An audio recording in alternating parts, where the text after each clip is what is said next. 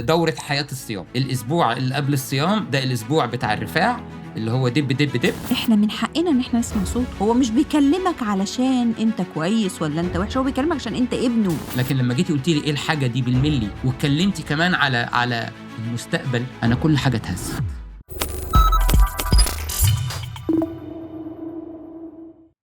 أهلا بيكم في الجزء الثاني من إزاي قابلناه.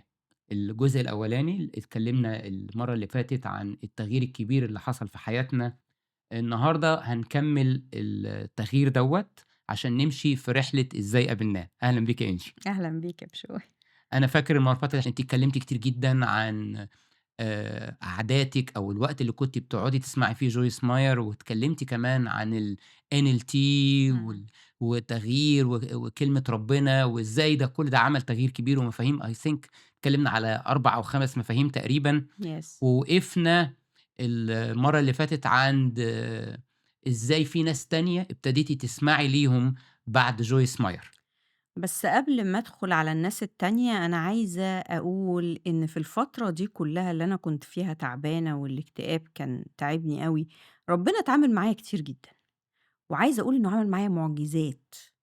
في أوقات كتيرة جدًا كان ربنا بتوصل إن هو بيعمل لي زي factory reset، زي ما يكون بيرجّعني تاني لإن كإن ما فيش حاجة حصلت، وكنت باحس فعلًا بسلام شديد جدًا وباحس إن أنا خلاص كل حاجة راحت، بس طبعًا ده بيقعد لوقت وكُلّه بيرجع تاني. اللي كان بيحصل معايا ساعتها هو إن ده بيأكد لي على مفهوم إن أنا كويسة.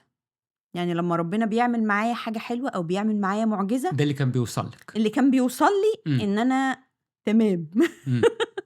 فبيتأكد لي المفهوم ده، فباحس إن أنا الطريق اللي أنا ماشية فيه حلو، أنا بيحصل معايا يا جماعة تعاملات ومعجزات وكلام حلو كده.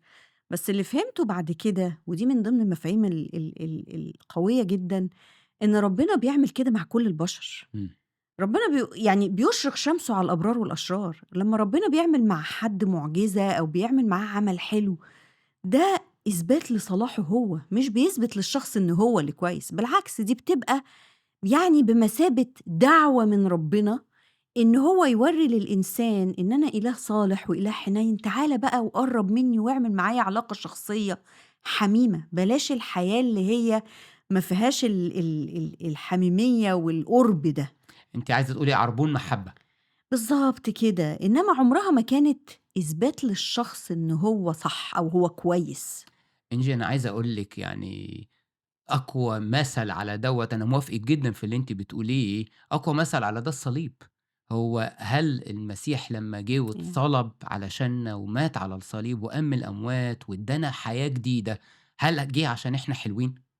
لأ إذ طبعًا. نحن وبعد خطاة مات المسيح لأجلنا. صح، تمام. فبالضبط زي ما أنتِ بتقولي، يعني المهم جدًا المفهوم ده يبقى عندنا، إن لو أنا في تعاملات ربنا حلوة في حياتي، ده كده مش معناه إن أنا تمام، ده مش معناه إن أنا وِحِش أو أيوه حلو. طبعًا، أنا yes. مش بنقول إن هو ده معناه إن أنا حلو أو معناه إن أنا وِحِش، بس ده معناه إن الله هو اللي صالح. صح. معناه إن إلهي إله مُحِب، إله رحوم، إله رؤوف، إله بيملاني بالحب والحنان. وبعدين هو أساسًا قبل كده يعني ما هو بيورّينا في الكتاب المقدس في معجزات كتيرة عملها لناس خُطاة. يعني لمّا قال للزانية اللي أُمسكت في ذات الفعل، ما هو رحمها وبعاد عنها كل الناس اللي كانوا هيرجموها. أعمال رحمة عظيمة فعلًا. بالضبط، والمفلوج اللي قال له: "لا تعُد تخطئ لئلا يكون لك أشر." إمم. فهو بيورّينا إن دي مش المعجزات مش للناس الكويسة، مش معنى إن أنت حصل معاك معجزة إن أنت تمام. تمام. تمام. لأ، مهم ي جدًا، ويعني ممتاز المفهوم دوّة إنه يبقى دايمًا في عقولنا عشان يبقى زي بوصلة لينا في علاقتنا مع ربنا. طب نرجع بقى إن إحنا قُلنا المرّة اللي فاتت اتكلمنا على جويس ماير. إمم. مين بقى تاني كان ليهم أثر في الرحلة، رحلة التغيير؟ بصراحة ما أقدرش أنكر تأثير جويل أوستين. ده يعتبر مُقدِّم مفهوم الرجاء في حياتي.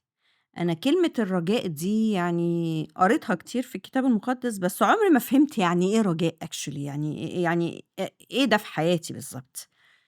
ليه رجاء؟ يعني أنا متوقعة حاجة حلوة من الرب يسوع في كل ثانية في حياتي. فهمت إن أنا لمّا أبقى محطوطة في مشكلة أو في موقف صعب، مُخّي ما يتجهش بالطبيعي للناحية السلبية، في ناحية إيجابية حلوة جدًا، أنا لازم أوجّه مُخّي فيها، وكل ده على فكرة مش تنمية بشرية، لأ، ده من الكتاب المقدس، لإن أنا مُعتمدة على إله صالح، على إله مدّيني وعود في الكتاب المقدس.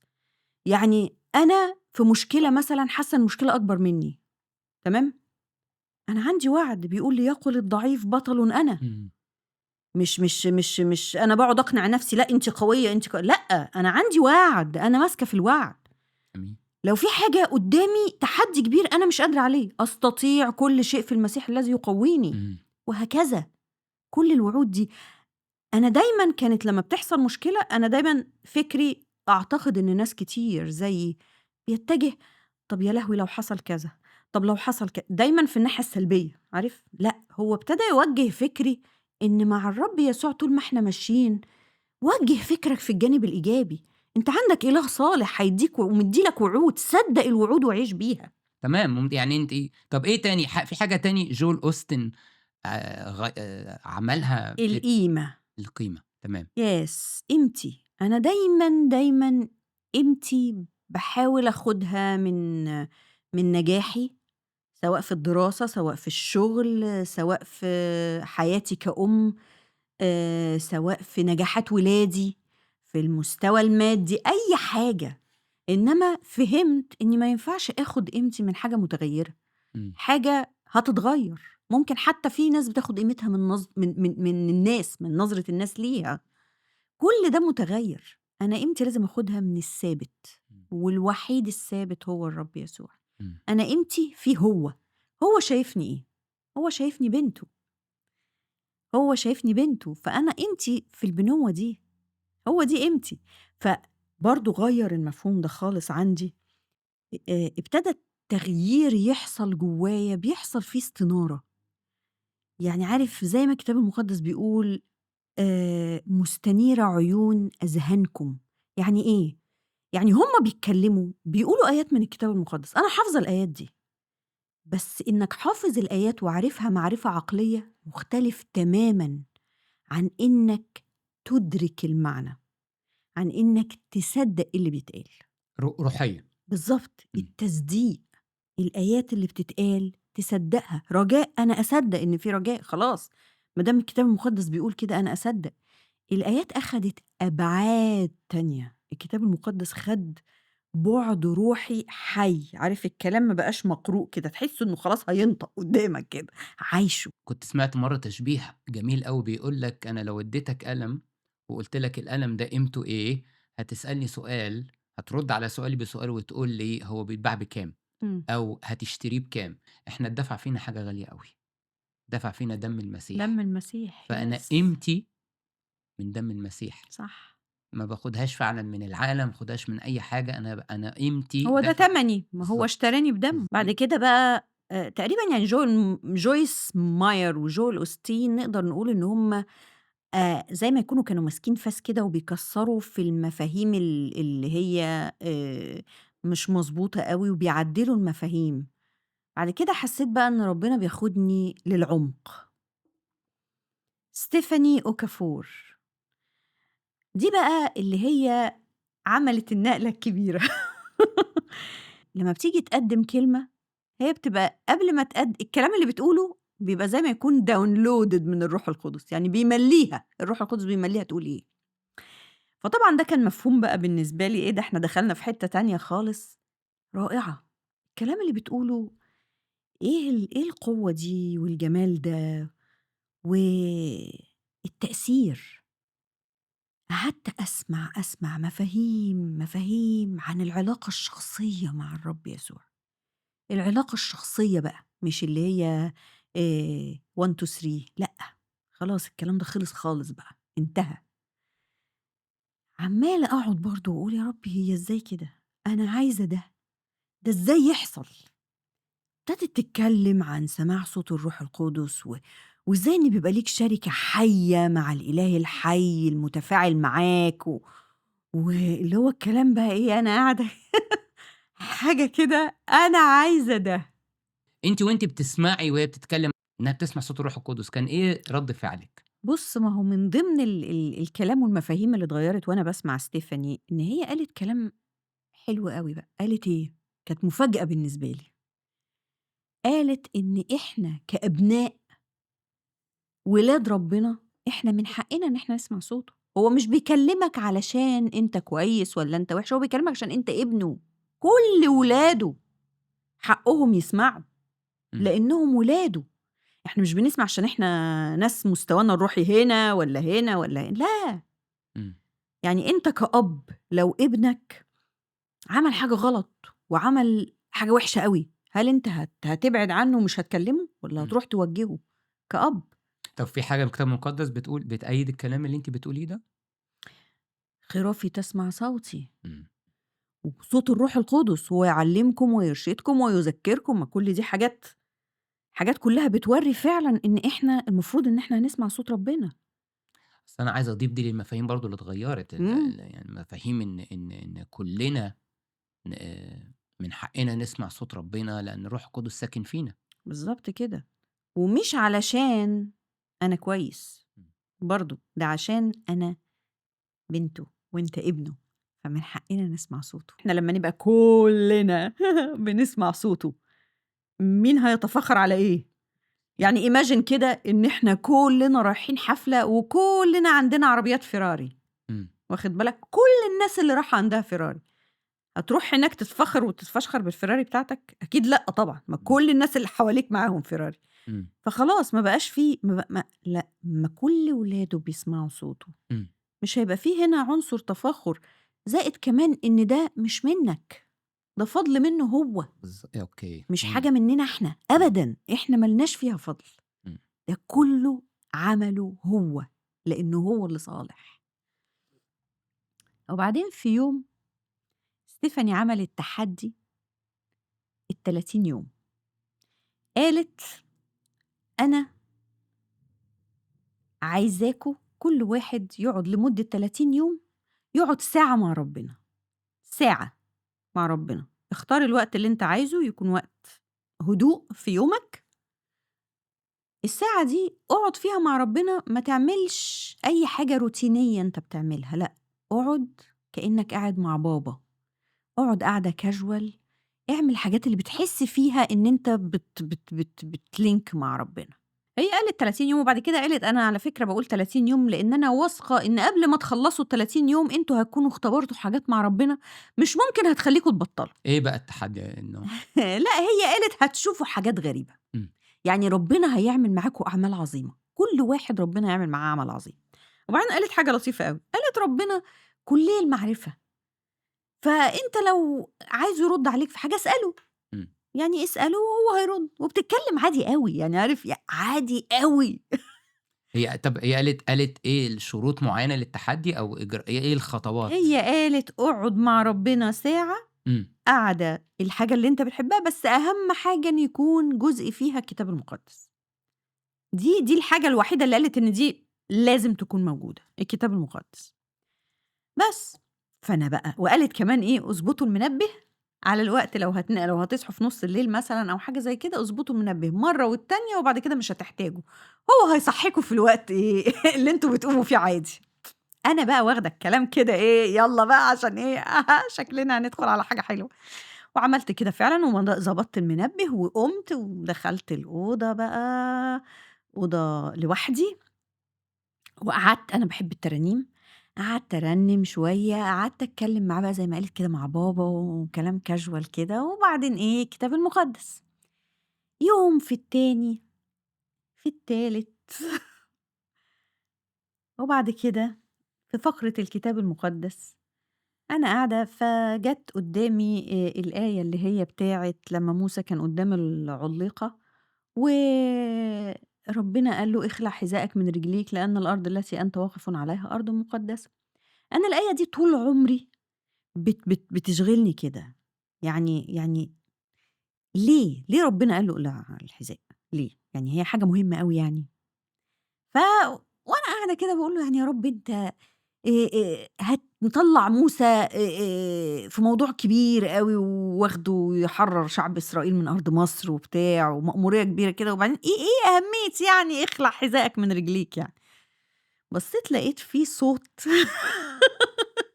الصوت ده مش مسموع بالودان، ده صوت جوايا، بس حد بيتكلّم بضمير المتكلّم، يعني بيكلّمني، بيقول لي: "أنتِ بتلبسي الحذاء ده وبتمشي بيه فين؟" ولقيتني بارُد، بامشي بيه في العالم. لمّا تيجي تُقفي في محضري ما تجيليش بفكر العالم، ما تجيليش تقولي لي الmedical reports وِحشة أو التقارير الطبية وِحشة، أنا أقدر أشفي. ما تجيش تقولي لي المرض ده جيني أصلي، لأ أنا أقدر أغيّر الجينات. ما تجيش تقولي لي أنا مش قادرة، تعالي لي قولي لي أنت تقدر. أنا بقى إيه إيه ده! أنا الآية دي قدّامي من عمري من وأنا صغيرة، فاهم إزاي؟ ما عرفتلهاش كده. فكلام صوت بيكلمني، هو بيتكلم وأنا مفهوم جديد خالص، أنا ما فهمتوش قبل كده. قُلت إيه ده هو الموضوع شكله بجد والّا إيه؟ أنا السعادة اللي كنت فيها في الوقت ده كانت مش طبيعية. وبعدين ابتديت بقى إيه، طب ما نجرّب تاني، تالت، رابع، ابتدت العملية وأنا باقرا في الكتاب المقدس أسأله ويجاوبني ويفسّر لي تفاسير رائعة، رائعة. وجِبت أجندة وابتديت أكتب، أكتب، أكتب، أكتب، أكتب. وبعدين بقى إيه، وبعدين مش راضي يسمعني. كل أمّا أحاول أكلّمك أنت ما ترضاش تسمع، مش عايز تسمع خالص. وبعدين هو أنت كنت بتتنرفز ليه؟ بجد يعني. بُصّي حُطّي نفسِك مكاني، ألاقيكِ بتقومي الفجر وتختفي وتقعدي بالساعة والساعتين، أنا مش فاهم إيه اللي بيحصل وابتديت أقلق. فكنت باحاول أتحاشى إن إحنا نحكّي ونتكلّم في الموضوع دوّة. أنا عايزِك تبقي كويسة زي ما كنت قُلت لِك قبل كده أهوّة، وغير كده أهوّة ما أنا مش فارقة معايا أي حاجة، بس ابتديت يبقى في قلق بقى. لأ بس فين بقى؟ ما أنا قُلت لازم أحكي. الكلام ده ما ينفعش، أصل الموضوع ابتدى يكبر، ولازم تعرف، يعني لازم. فاكر اليوم ده؟ آه، و واليوم ده ما يتنسيش. أنا جيتِ وقعدتِ جنبي وقُلتِ لي: "أنا لازم أحكي." قُلتها لِك بكل هدوء صح؟ آه طبعًا، يا سلام على الهدوء يوميها. ده كان أحلى هدوء في الدنيا. ما إيه؟ تحكي. إيه الخناق ده؟ لأ المهم إيه، إن أنا باتكلّم أساسًا في موضوع شائك، فأنا محتاجة أساسًا جو من التمهيد، أنت داخل معايا بتتخانق من قبلها أصلًا يعني. أنتِ كمان اللي حتى لمّا دخلتِ أنتِ جيتِ تقولي لي بكل بساطة: "أنا باسمع صوت الروح القدس." أنتِ متوقعة منّي إيه؟ بكل تلقائية قُلت لِك: "جميل وهتنزّلي زيت إمتى؟ وإيه أخبارِك؟ طب فالموضوع كان صادم، لأن أنتِ عارفة المفاهيم، إمم. وعارفة يعني إيه بتسمعي صوت الروح القدس، فكل ده كلّه كان بالنسبة لي مشكلة كبيرة، وقعدت هو إيه اللي بيحصل؟ مش قادر. أنا كنت متأكد إن في حاجة كبيرة مستخبية، أنا كنت حاسس إن في حاجة كبيرة بتحصل. عشان كده كنت باحاول أتحاشى إن إحنا نتكلّم، بس لمّا جيتِ بقى بالخبر دوّة في وشّي كده أهوّة، لأ أنا الموضوع كان صعب وكان فيه عصبية طبعًا، وأنا متذكّر ساعتها ردّيت عليكِ بكل تلقائية، قُلت لِك: "خلاص أنتِ بتسمعي صوت الروح القدس، جميل. في حاجة بيني وبين ربنا عملت زي حاجز، الحاجة دي بقى لها سنين، والحاجة دي أنا ما اتكلّمتش معاها أبدًا نهائي مع أي حد. مش أنتِ بتسمعي صوت ربنا؟ طب خلاص وأنتِ قاعدة معاه، اسأليه على الحاجة ديّة وتعالي احكي لي." أنا فاكرة ساعتها قُلت لك طَب ادّيني أي hint، هل دي حاجة في صحتك، في علاقاتك، في شغلك، مع وليه ولادك، أدّيكِ hint معايا؟ وليه أدّيكِ hint أنتِ مش بتقولي بتسمعي صوت ربنا، لأ ده أنت وهو بيقرا وعارف قلبي وعارف كل حاجة وعارف اللي جوايا، فتعالي وقولي. لا ده أنت ما عملتهاش كده، أنا فاكرة أنت قُلت لي: "روحي يالّا روحي، روحي اسأليه."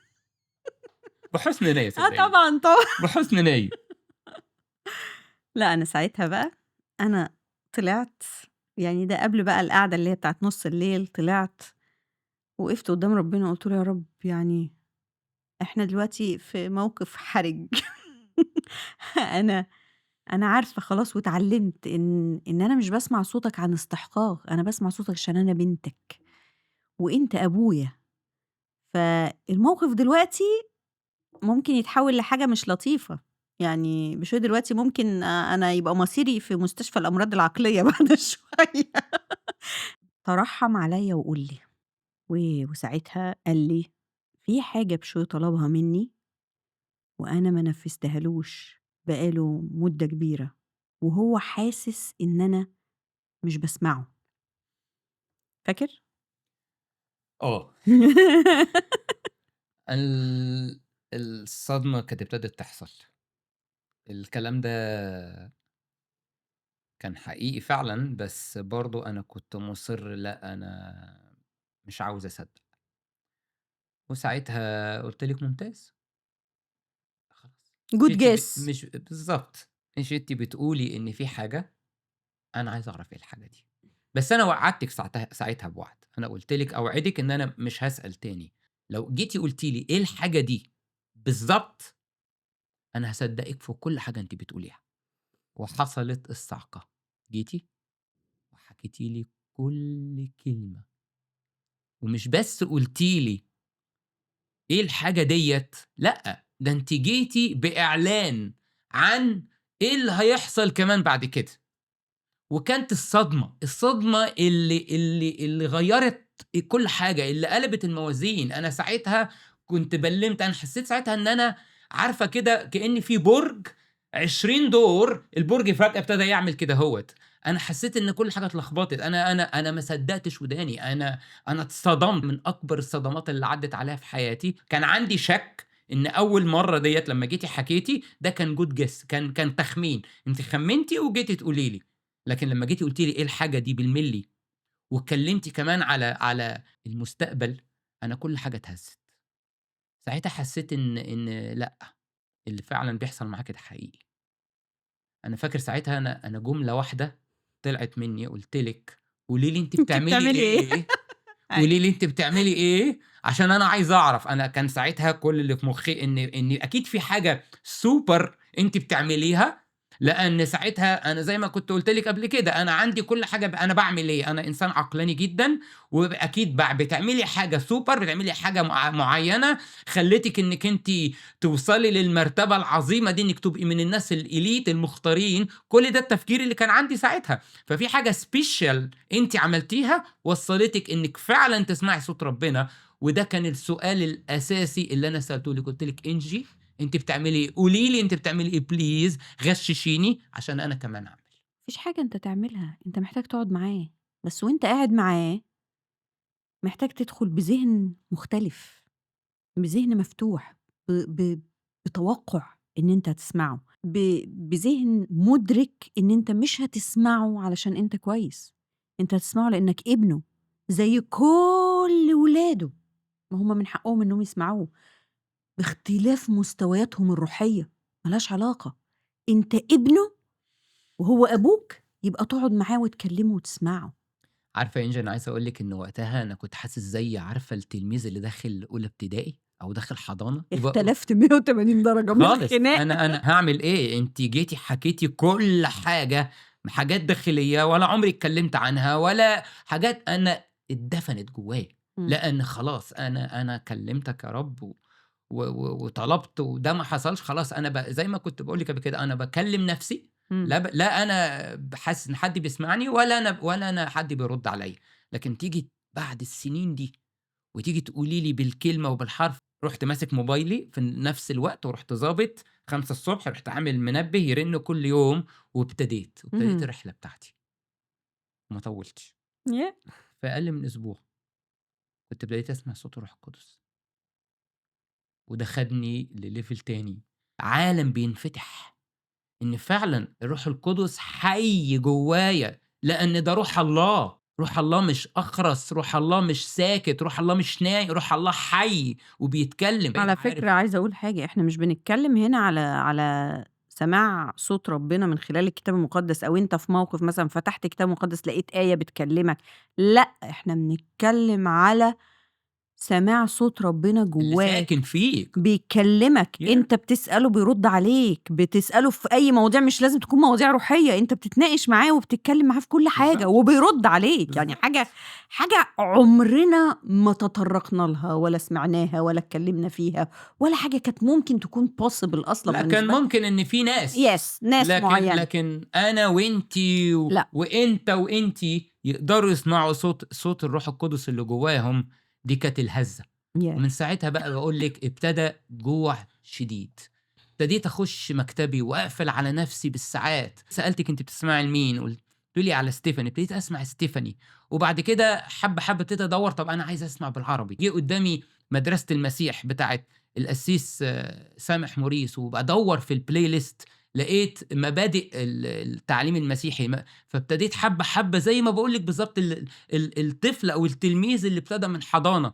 كانوا 30 حلقة، أنا فاكر ال30 حلقة دول خلّصتهم تقريبًا في أسبوع. ابتدى يطلع قدّامي ماهر صموئيل، ومش هانسى سلسلة الألم، وإزاي ابتديت أفهم الله ما لوش علاقة بالألم، الله لا يسبب الألم، الألم ده بسبب العالم الشرير.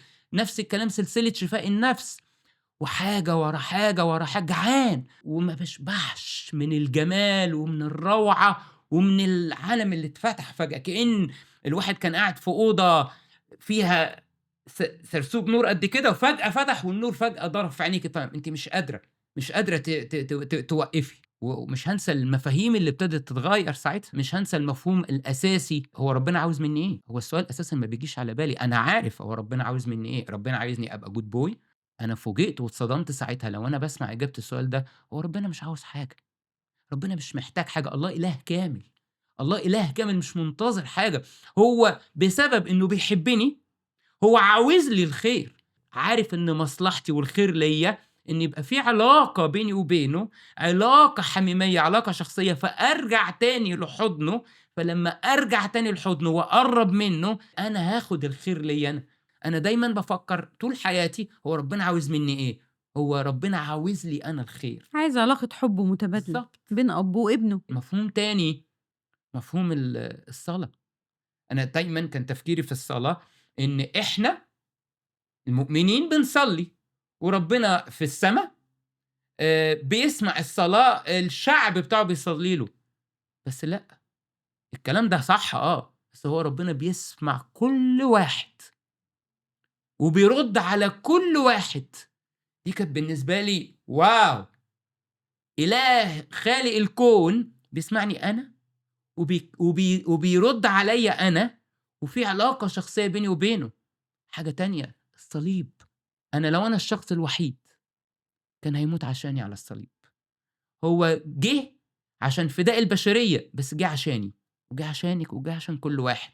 كل المفاهيم دي كلّها، عارفة كده لمّا تحسّي إن قلبِك ابتدى يوسع كدهوّة والحب يفيض جوّاه، اللي هو مش حُبّي ليه لأ، ابتديت أفهم حُبّه ليّا، وابتديت أعرف إن عمري ما هاقدر في يوم من الأيام أوصل إن أنا أفهم مقدار حُبّه ياه! ليّا، لأن حُبّه غير محدود، إمم. حُبّه غير مشروط. ده في حد ذاته مفهوم قوي جدًا برضه اتغيّر، مش بيحبني عشان أنا كويسة، أو ما بيحبش الشخص ده عشان هو وِحِش وخاطي، يعني ما فيش حاجة ممكن أعملها حلوة تخلّيه يحبني أكتر، وما فيش حاجة ممكن أعملها وِحشة تخلّيه يحبني أقل. بالضبط. هو حُبّه غير محدود، غير مشروط للبشرية كلّها، كلّها، حُب واحد، كلّها. واحد. بيحب المؤمن وغير المؤمن، بالضبط. بيحب الخاطي والبار. هو بيزعل من الخطية، بيحزن من الخطية، بالضبط. إنما حُبّه للخاطي لا يتغيّر، بدليل مثل الابن الضال. ليس حُب أعظم من هذا أن يضع أحد نفسه لأجل أحبائه. وابتدى يتفتح عينيّا إن ده مقياس الحب الحقيقي. ياه! كل حاجة صغرت بقى، هو بيحبني قد كده أهوّة، أبويا اللي إمم. خالق الكون بيحبني. كل ده ابتدى يفتح عينيّا أكتر، وابتديت أفهم أكتر يعني إيه الله بيحبني أنا. إمم. ابتديت أتعلم أحب الناس، ياه! والتغيير ده ابتدى بقى يعمل إيه، ينعكس على حياتنا العملية. ده حقيقي. وكان أول أو بداية التغيير في حياتنا العملية إن ابتديت أفهم العلاقة بيني وبينه من المنطلق الصح. ابتديت أفهم إزاي العلاقة بيني وبينه مش علاقة عبد، ولا موظف، لكن علاقة إيه؟ علاقة ابن. ابن. أنا لو عبد هاعمل وهاشتغل عشان سيدي، خايفة من سيدي لأحسن العقاب. يعاقبني والّا حاجة. لو أنا موظفة هات وخُد، أنا باعمل لك عشان تدّيني في آخر الشهر في مرتبي. ده بابا.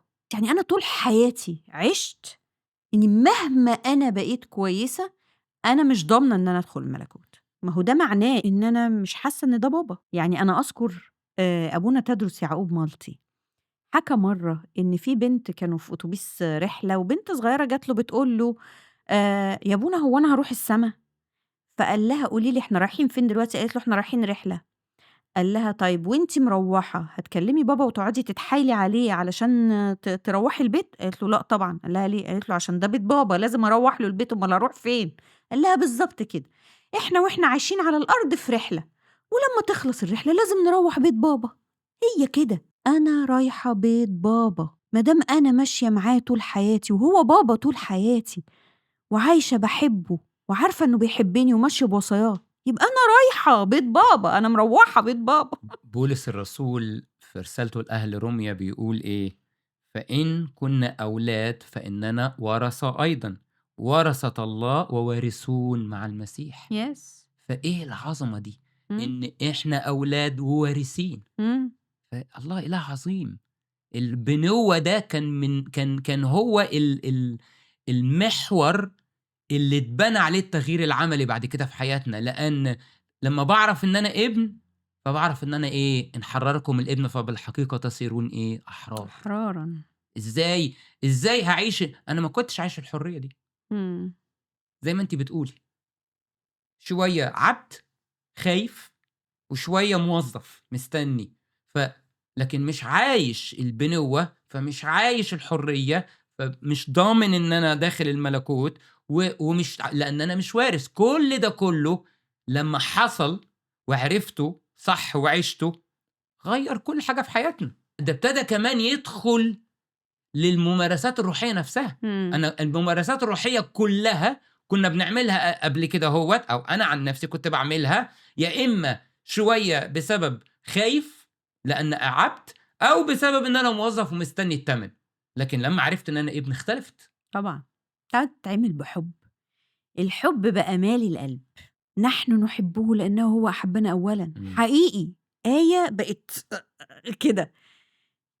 إحساسنا بحُبّه ملأ قلبنا، فبقينا تلقائي بنبادله الحُب. ابتدت الصلاة ما تبقاش وقت روتيني بنقضّيه وtick the box، ابتدى يبقى وقت إحنا مش عايزينه يخلص أصلًا. يعني وقت الواحد لمّا بيصحى قبل الشغل والّا حاجة، وييجي بعد كده ميعاد الشغل ييجي، يوه! هو الوقت إزاي جري كده؟ لسه ما شبعتش. وبعدين ما بقاش إن أنا خلاص خلّصت وأجري بقى أشوف حياتي، لأ ده معايا طول اليوم، في كل حاجة. ما فيش ملل خلاص في الحياة، ما فيش حاجة اسمها وِحدة، أنا مش لوحدي، في أي وقت هو معايا، هو موجود. لو في أي خطية أو حاجة غلط قدّامي أعملها، مش عايزة أعملها عشان أنا خايفة منّه، إمم. أنا مش عايزة أعملها عشان ما أزعّلوش. إمم. إزاي أزعّل حبيبي، إزاي أزعّله؟ ما هو ده، عارفة الفرق بين الخوف والمخافة. Yes. أولاد الله بيعيشوا في مخافة الله، Yes. لأنه مش إله مرعب، إمم. هو أب. عايز أضيف حاجة في موضوع الصلاة يا إنجي. أنا بالنسبة لي قبل كده الصلاة يعني إحنا نصلي. مجموعة المؤمنين. بالضبط. Yeah. دي كانت بالنسبة لي هي دي الصلاة. إمم. بس اختلف الموضوع تمامًا من بعد ما عرفت إنه بابا، إمم. ومن بعد ما استمتعت بالخلوة، وبعد ما استمتعت بالقعدة معاه. بقت دي الأساس. الأساس إني أقعد أنا وهو أتملي. إمم. أساس إني أقعد وهو أتمتع زي ما أنتِ بتقولي بالضبط. ما بقتش بروتين، ما بقتش زهق، بقت فيها متعة. بقى هو ده الأساس. التاني مهم، مهم إن إحنا نصلي مع بعض، كلنا إحنا جسد أعضاء في المسيح. جسد المسيح. Yes. دي ما اختلفناش. بس في حاجة اسمها الأساس، وفي حاجة حلوة أو مهمة إنها تتعمل. بس الأساس هو قال إيه؟ إمم. متى صليت إيه؟ لمّا اتكلم المسيح قال ادخل إيه؟ مخدعك واغلق بابك. بالضبط. Yes. طب إيه تاني في الممارسات؟ إحنا تاني في العلاقة الممارسات مع الكتاب المقدس. إمم. دي دي حاجة من الحاجات هم كلّهم جامدين بصراحة، يعني الواحد مش عارف يقول إيه أقوى من إيه. كلماتي لا ترجع إلي فارغ. كلام الكتاب المقدس كان قبل كده أهوّة كان بركة، أنا باخد الكتاب المقدس أقراه عشان آخد البركة. وأنا كنت باقرا أوقات كتير مش فاهمة زي ما قُلت المرّة اللي فاتت، مش لازم أفهم، أنا المهم إن أنا أقرا كنت طَب أسألِك سؤال بصراحة، كنتِ مقتنعة إن كل كلمة وكل حرف حقيقيين والّا كنتِ بتحسّي إن الكلام ده جميل لأ، هو مش في بالي أصلًا، يعني هو حاجة لازم تتعمل، يعني وأغلبه مش فاهماه، لإنه كان صعب، النسخة اللي كنا بنقرا منها دي صعبة أوي يعني، أنا عايز فمش أقول لِك يا فاهمة. إنجي لمّا تبُصّي على الله وهو بيقول في أشعيا كلماتي لا ترجع إليّا فارغة، وكل ده يفهّمِك قد إيه إن كل حرف في الكتاب المقدس حقيقي، ياه! ويعني مثلًا أدّيكِ مثال وعود الله، إمم، هل إحنا كنا مصدّقين بوعود الله؟ أنا كان برضه كلام جميل، لكن أنا دلوقتي زمان لمّا كنت باصلّي إزاي؟ أنا زمان لمّا كنت باصلّي بكلامي، إمم، اكتشفت إن لأ، أنا لمّا أصلّي بوعود الله في الكتاب المقدس. إمم، الله وعدني وقال لي إيه، قال لي زي رسالة بطرس الأولى بجلداته شفيته، فأنا عارف دلوقتي لمّا أمرض أنا مصدّق إن أنا مشفي، لإن هو بيقول شُفيتم، بالضبط، ياه! مش لسه هتُشفوا. أنا مصدّق إن أنا لمّا أكون في ضيقة أو زنقة هو بيلبّي الاحتياجات بتاعتي، يعني مثلًا الآية في إنجيل معلمنا مرقس إصحاح 11 ما تطلبونه حينما تصلّون فآمنوا أن تنالوه فيكون لكم، أنا هآمن بس يكون، لأ هي آمنوا أن تنالوه، وفي الترجمة الإنجليزي بيقول إيه، بيقول believe آمنوا إن أنتم خدتوه already. That you have already received. بالضبط، ياه! ده كلام حي، ده الله بيكلم. وبعدين ابتدى كمان تحصل حاجة غريبة أوي، أنا جالي وقت من الأوقات زي ما أنتِ كنتِ اتكلمنا في الحلقة اللي فاتت عن المسابقات، إمم، في خلال المسابقات دي الكتاب المقدس ده أنا قريته مرات ومرات، إمم، فأمّا كبرت قُلت طب أنا إيه الجديد؟ الكتاب المقدس خلاص ما أنا قريته قبل كده أهوّة، الكلام ده كلّه انتهى، ليه؟ بقيت أقرا الكتاب المقدس كل يوم أطلع حاجة جديدة، إمم. كل شوية ألاقي حاجة جديدة، إيه ده؟ حتى لو بتقرا نفس الآية، الشيء الغريب يعني. حاجة عجيبة، وبعدين تحس إن ربنا بيتعامل مع كل واحد مختلف، أنا ممكن أقرا الآية وأنتِ تقريها، بس أنا يوصلني حاجة غير اللي يوصلِك، هو ده عمل ليه؟ الروح القدس. بالضبط، كل ده كلّه حاجات جديدة، أنا بالنسبة لي الكتاب المقدس خلاص أنا قريته قبل كده، إيه الجديد؟ إمم، إيه الجديد؟ أقرا ليه كتاب مقدس؟ بقى لأ، غذاء حي، كلام حي وشخصي، إمم. بيلمس كل واحد فينا. ليه أنا بالنسبة لي الكتاب المقدس كمان غير الحاجات اللي أنت قُلتها دي كلّها، قصة النُصرة والسلطان، يعني آيات أنا حافظاها، حافظاها وكلّنا حافظينها، زي مرقس 16 "وهذه الآيات تتبع المؤمنين، يخرجون شياطين باسمي، يتكلمون بألسنة جديدة، يضعون أيديهم على المرضى فيشفون." مؤمنين!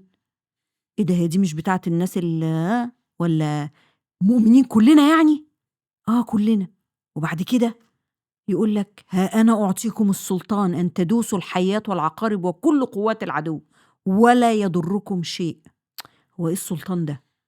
هو هنا بيدّينا إن إحنا نخرّج الشياطين ونشفي مرضى، وهنا مدّينا سلطان، وبعدين على الصليب زي ما قُلنا المرّة اللي فاتت، إذ جرّد السلاطين والرياسات وأشهرهم جهارًا ظافرًا بيهم، يعني هو جرّد إبليس من أسلحته، وبعد كده ادّانا السلطان، حطّه تحت رجلينا وادّانا السلطان، وقال لنا إن ده ليكم كلّكم، ليكم كلّكم، مش لناس معيّنة ولا إخراج الشياطين ده مش موهبة من مواهب الروح القدس، إخراج الشياطين ده سلطان يسوع ادّاه للمؤمنين. لكل المؤمنين. إمم.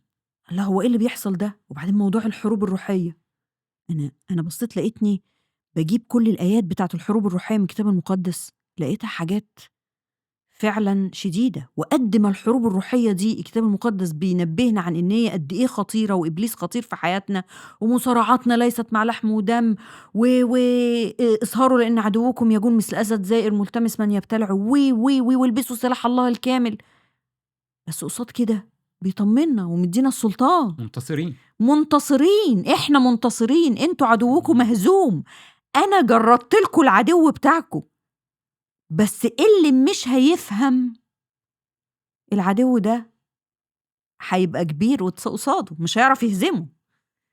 عرفنا مين عدونا الحقيقي يا إنجي، بالضبط. إحنا كتير كنا بنفتكر إن إحنا اللي أنتِ عدوتي وأنا عدوِّك، ياه! عرفنا مين العدو، العدو الحقيقي مش لحم ودم، إمم، العدو الحقيقي إبليس صح، وكل جنوده. كل المشاكل والحاجات واللي بتحصل دي أيًا كانت هو إبليس اللي عاملها، بس هو المشكلة إن إحنا عشان إحنا مش فاهمين كويس أبعاد الموضوع، بيخلّينا نشاور على اللحم ودم، وما دام شاورنا على لحم ودم هو خلاص قاعد كده مبسوط، عمّال ينفخ في النار وإحنا عمّالين نحارب غلط. ما فيش، إحنا ولا مش عارفين السلطان بتاعنا اللي على إبليس، ولا شايفين إبليس في الصورة أصلًا، بالعكس إحنا بنقول إن البشر هم أعدائنا، والمشكلة جاية من هنا ومشكلة جاية من هناك وبتاع، ومش شايفين إن هو اللي ورا كل ده بالرغم من إن الكتاب المقدس مفهّمنا، ما خبّاش علينا، مفهّمنا بالضبط أبعاد الموقف. يس. أهمية المعرفة Yes. مش العقلية، إمم. المعرفة الروحية واستنارة الذهن اللي أنتِ اتكلمتِ عليها. صح. طيب، صح. إيه تاني في الممارسات الروحية كان اختلف في حياتنا بعد غير قراية الكتاب المقدس والصلاة؟ الصوم. أنا الصوم. الصوم ده ممكن قبل ما تتكلمي على الصوم، أتكلم عن تجربتي عن الصوم؟ اتفضل. أنا ما كنتش بافوّت صيام، إحنا بس عمرنا ما فوّتنا صيام. أنا بالنسبة لي الصوم كان تغيير أكل، Yeah. وكان عندي كده زي ما بيقولوا إيه، دورة حياة الصيام. الأسبوع اللي قبل الصيام ده الأسبوع بتاع الرفاع، اللي هو دِب، دِب، دِب، اهم. وبعد كده أخُش على الصيام. آخر أسبوع، أسبوعين في الصيام no comment، معروف طبعًا بيبقى الواحد عامل إزاي، والأسبوع اللي بعد الصيام بيبقى أسبوع الإيه، التعويض في الأكل. كنت بادخل الصوم زي ما باخرج منه، بس بعد كده بقى حاجة تانية. الصيام لينا بقى فترة، يعني كل الوقت اللي بنقضّيه مع ربنا ده حاجة في الوقت العادي، والوقت بتاع الصيام ده بيبقى جُرعة مكثّفة. مش الهدف هو تغيير الأكل، هو الهدف إخضاع الجسد للروح، إمم. إخضاع الجسد للروح. الروح الإنسان نَفْسه روح وجسد، إحنا طول حياتنا الجسد هو اللي مسيطر. أنا عايزة إيه، أنا أرتاح إمتى، آكل إمتى، أشرب إمتى، بتاع، فالروح مش عارفة تlead. إنما فترة الصوم أنت بتنقطع عن اشتهاءات الجسد عشان تخضعه للروح.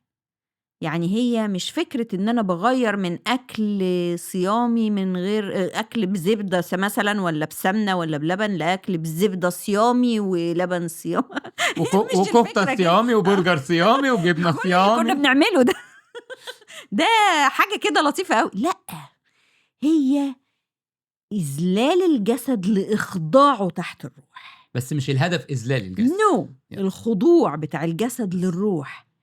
وبعدين حاجة تانية، الصيام ده عمل إيماني بسيط بيقابله رد فعل إلهي عظيم. إمم. يعني مثلًا موسى لمّا وقف قدّام البحر ورفع العصاية، هي رفعة إيد موسى بالعصاية هي اللي شقت البحر؟ لأ، بس موسى عمل إيماني بسيط بإيمان، كان رد الفعل عمل إلهي عظيم اللي هو شق البحر. نفس الكلام في أسوار أريحة، لمّا لفّوا 7 مرات، مش اللفة ال7 مرات هي اللي وقّعت الأسوار، إمم. إنما ده عمل إيماني بسيط. نفس الكلام معانا، أنا باقف أقول لربنا يا رب أنا ب ب باضحّي بحاجة بسيطة، ده اللي أنا ببشريتي أقدر عليه، ومتوقعة منّك عمل عظيم، متوقعة أحبك أكتر، متوقعة أعرفك أكتر، تاخدني لأعماق معاك أكتر، أحب الناس أكتر، أغفر أكتر. إمم.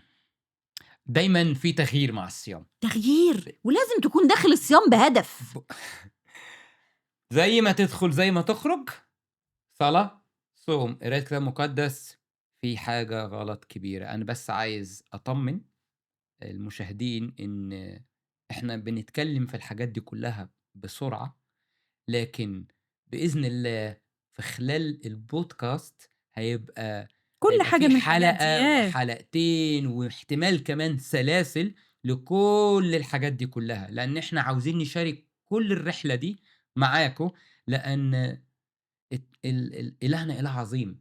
إحنا هنا مش بنتكلم عن نفسنا، إحنا هو اللي عمل كل حاجة، وعلى فكرة هو اللي برضه غيّر. عايزين نقول إن التغيير ده ما حصلش في يوم وليلة، بالضبط. ده خَد وقت، لإن الشفا و و وال وال ال الredemption والاسترداد ده بياخد وقت.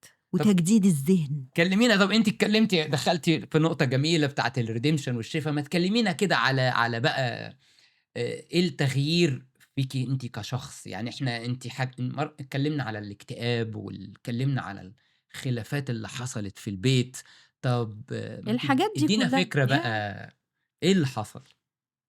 طبعًا الاكتئاب أنا ما أعرفش إزاي خَف ومش فاكرة إمتى.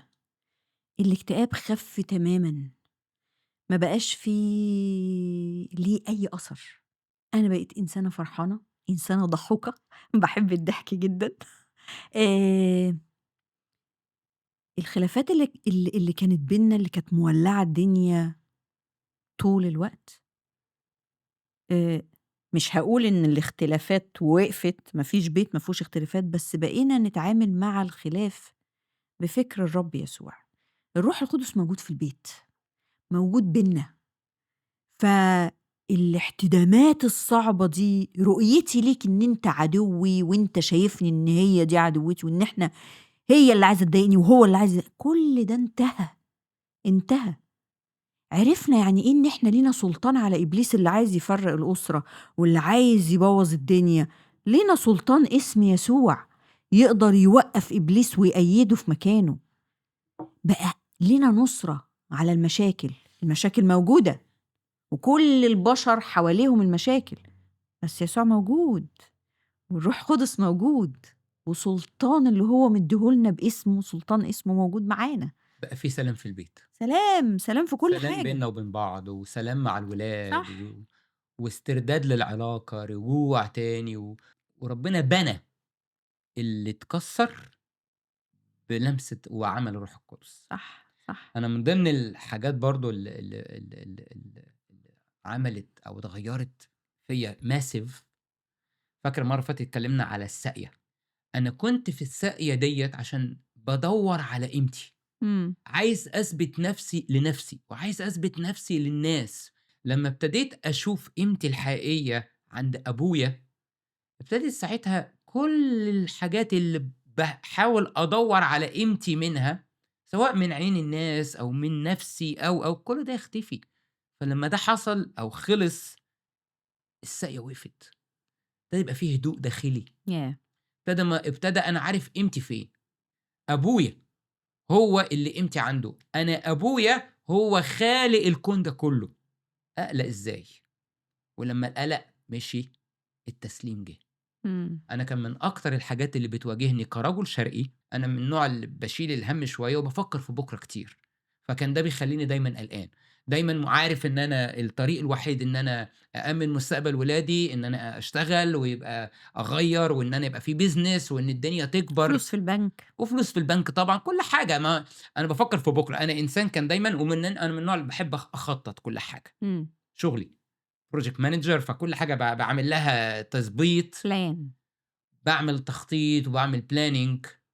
لمّا ابتديت أفهم صح، يا رب أنت كل الخيوط في إيدك يا رب، يسوع في السفينة، لو أنا وسط البحر هو في السفينة، لو أنا وسط الأتون هو اللي هيبقى معايا. كل ده كله زي ما أنتِ بتقولي بالضبط، مش في يوم وليلة، ما اتعلمتش التسليم في يوم وليلة، خدت وقت كتير، بس اتعلمت إن المشاكل ما خلصتش، بس هو موجود، هو موجود وبيسند. في العالم سيكون لكم ضيق، لكن ثقوا أنا قد غلبت العالم. وعرفت فعلًا وعِشت الآية اللي بتقول سلّمنا فصرنا نُحمل. إمم. عرفت يعني إيه أسيب كل حاجة وهو شايلني. إذا كان هو جه ومات عشاني على الصليب، وادّاني الفداء والحياة الأبدية، وعمل كل ده عشاني، مش عارف يضبّط لي دي والّا مستقبل ولادي والّا تعليمهم والّا شغلي إذا كان هو عمل دي، مش عارف يضبّط الحاجات دي. فعلًا لمّا تبُصّي صح وتفهمي هو بيحبِّك إزاي، وتفهمي هو عمل إيه عشانِك، كل ده كُلّه هيصغر حجمه. بس برضه هنعيدها تاني. شوف إحنا كلّنا نعرف قصة الأتون، كلّنا. والرب يسوع وربنا كان معاهم في الأتون ودانيال وربنا بس الفكرة برضه في المعرفة العقلية.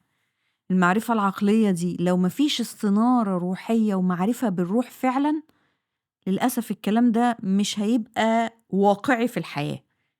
إنما لمّا الإنسان بيقرّب لكلمة ربنا وبيطلب عمل الروح القدس إن هو يدّي له استنارة وفهم وإدراك، مش معرفة عقلية علشان أنا وسط الناس أقعد وأتكلم أنا أعرف الملك الفلاني هو اللي كان في سنة كذا والّا في عهد كذا وإجابات معرفة، ياه! لأ دي حاجة مختلفة خالص. ياه! ياه! روح وحياة. صح، روح وحياة، كلمة الرب حياة وفعّالة. ونتنقل بقى من الحتّة دي للخدمة. إمم. يعني الخدمة في حياتنا قد ما كانت قبل كده عبء وتقيلة، لإن أنا دايمًا باخدم علشان يعني أجمّع درجات زي ما أنت بتقول، أو أثبت لربنا إن أنا كويسة إمم. واستاهل. إمم. ده كان عبء، لإنها ما كانتش الأساس بتاعها الحُب، إمم. إنما دلوقتي بقت الخدمة أساسها الحُب. الحب اللي مالي القلب وبيفيض. أنت دُقت حاجة وخبرة رائعة عايز كل الناس تعيشها وكل ياه! الناس تدوقها، هو ده بقى الأساس بتاع الخدمة. من آمن بي كما قال الكتاب تجري من بطنه أنهار ماء حي. ياه! أنت لمّا بتآمن وبتشبع وبتتملي غصب عنك بتبقى بتفيض، إمم، بتفيض على اللي حواليك، بيبتدي أولًا اللي حواليك يشوفوا تأثير كلمة ربنا عليك وتأثير الحياة مع يسوع ده المسيح، حقيقي. فبيشوفوها فيك، وبعد كده أنت أوتوماتيك عارفة لو أنتِ عندِك إزازة وفتحتيها الإزازة هتفضى. ليه؟ لأن فتحتيها ونزّلتِ اللي فيها الإزازة هتفضى، لكن لو الإزازة دي متوصّلة بينبوع الماء الحي، متوصّلة بمصدر المَيّة، عمرها ما هتفضى، صح، هتفيض، صح. هتفيض. وده فرق إنّك تخدم بذاتك، إمم، بعضلاتك، أو تخدم وأنت المليان بالمسيح. صح. وإحنا الخدمة بقت جزء كبير أوي من حياتنا، وعشان كده المرّة الجاية هنبتدي معاكم سلسلة التحرير وسلطان المؤمن، هنتكلم فيها على خدمتنا الأساسية اللي بنخدمها، إزاي إن هي تأثّر في كل الناس، وكل الناس ممكن تستفيد منها، وإزاي هي غيّرت حياتنا إحنا الأول، وعشان كده زي ما قُلت لكم إن إحنا دُقنا، فعايزين كل الناس تدوق. أنا مبسوط إن إحنا اتكلّمنا على إزاي قابلناه، لأن عمله عظيم. هو أكيد. إله عظيم وعمله عظيم. فرحانين أوي إن أنتم كنتم معانا، ما تنسوش تشتركوا في القناة، لو عندكم أي أسئلة هنرد عليها. هنبتدي من أول المرة الجاية بإذن الله سلسلة تحرير وسلطان المؤمن، هنناقش فيه حاجات كتير جدًا، جدًا. أشوفكم على خير وسلام ربنا يسوع المسيح يكون معاكم. سلام. سلام.